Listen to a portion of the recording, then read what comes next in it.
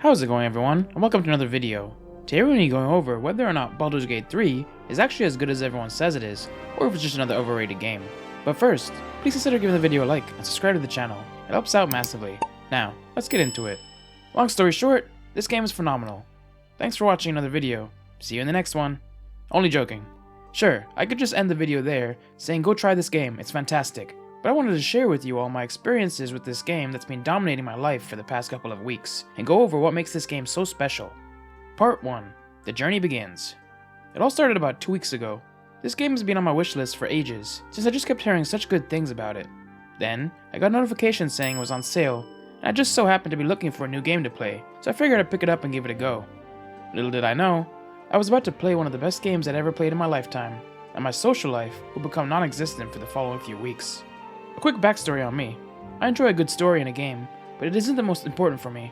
Gameplay always comes first, and I do enjoy turn-based games, so Baldur's Gate 3 ticked quite a few boxes for me, even if I had never played any of the previous installments in the franchise. I'd watched a few videos about the game, and although the turn-based gameplay didn't look that enticing to me, there was just so many people raving about it, so I went ahead and jumped in. You start off with such an in-depth character creation system, which was a bit overwhelming at first, but once you get the hang of it, it really is so well done, and it just gives you so much replayability for the future. Then, you're immediately thrown into one of the most epic intro cutscenes I've experienced in a game before, and a really exciting kind of tutorial area, before being set into the world of the Forgotten Realms, and this is really where the adventure starts becoming your own. And boy is there a lot of adventuring to be had. The amount of content you're given in this game is astonishing. That's without even talking about the replayability factor. Heck, I'm only now just finishing my first playthrough, after putting in a whopping 80 hours into my first character over the last 2 weeks. Plus, I skipped a lot of side content in that playthrough as well, which would have added even more hours on top of that. I'm already itching to start a new character, to go back and do some of the side missions I skipped, and correct some of the bad decisions I made on my first character.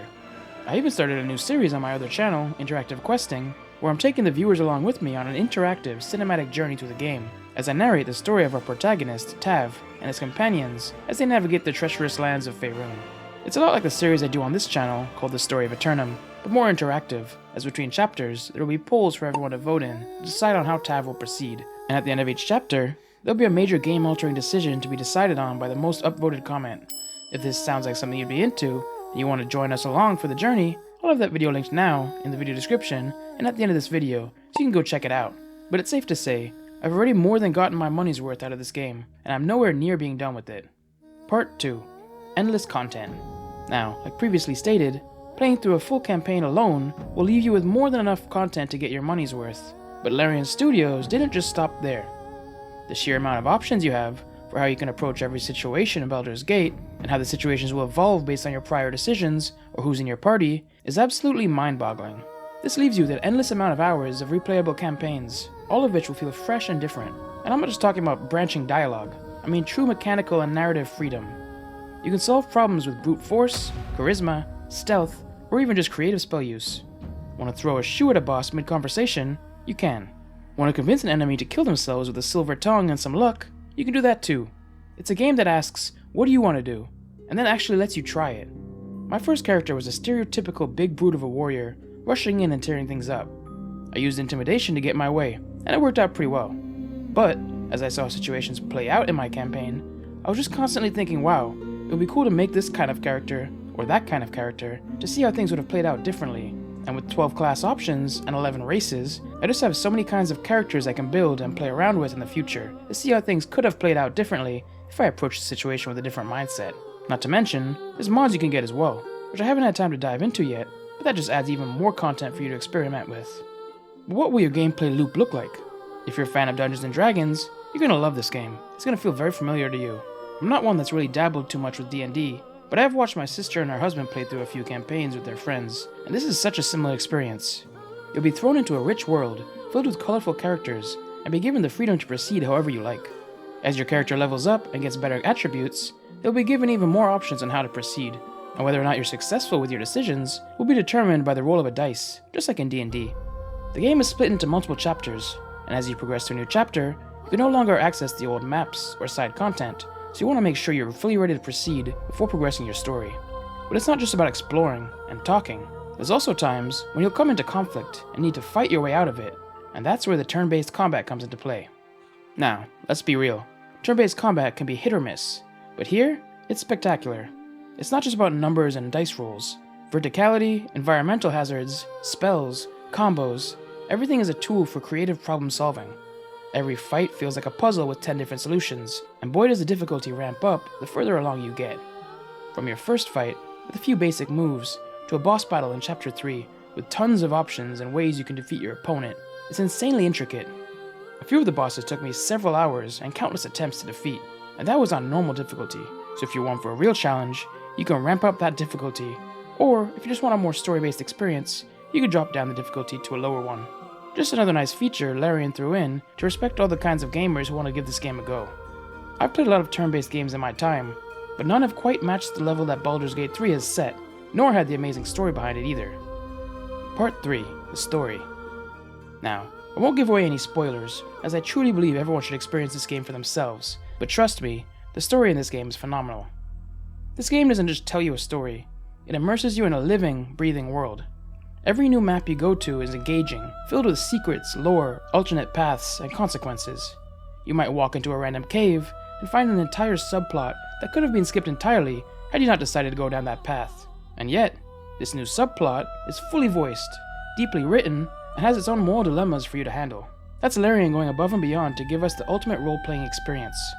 Like I previously stated, I haven't played any previous Baldur's Gate games, so I came in knowing nothing about the lore or the people of this world, but even still, it didn't feel like that hindered my experience at all. I never felt lost, or like I was missing out by not playing the previous games. Sure, there's a lot, and I mean a lot of crazy and colorful characters you'll meet along the way. Maybe if I played the previous games, it might have enhanced my experience, with returning characters I would recognize. But even still, they introduced everyone and every kind of creature very well, making me feel like I was always in the loop. When it comes to the villains, you're constantly being introduced to new and epic big bad bosses that seem invincible, and really have you wondering in your head which of all of these amazing characters is truly the strongest in Baldur's Gate.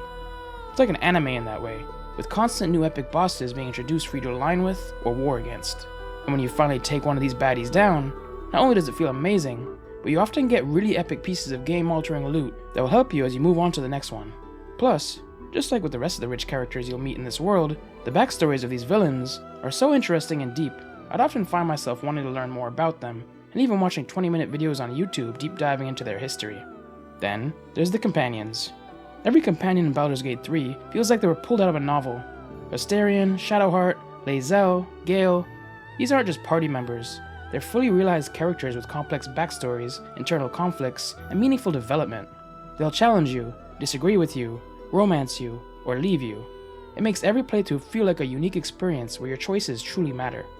It's rare for me to actually be interested in what a side character has to say in a game, but I was fully engrossed here, often finding myself going down companion side missions to help the ones I liked out, and learn more about them. My first playthrough saw me predominantly journeying with Shadowheart, Karlach, and Jaheira, but next time out, I will go with a completely different party, which will in turn make each interaction play out and feel different as I get to know a whole new host of characters. But that brings us to the big question. Part 4. Is it for you?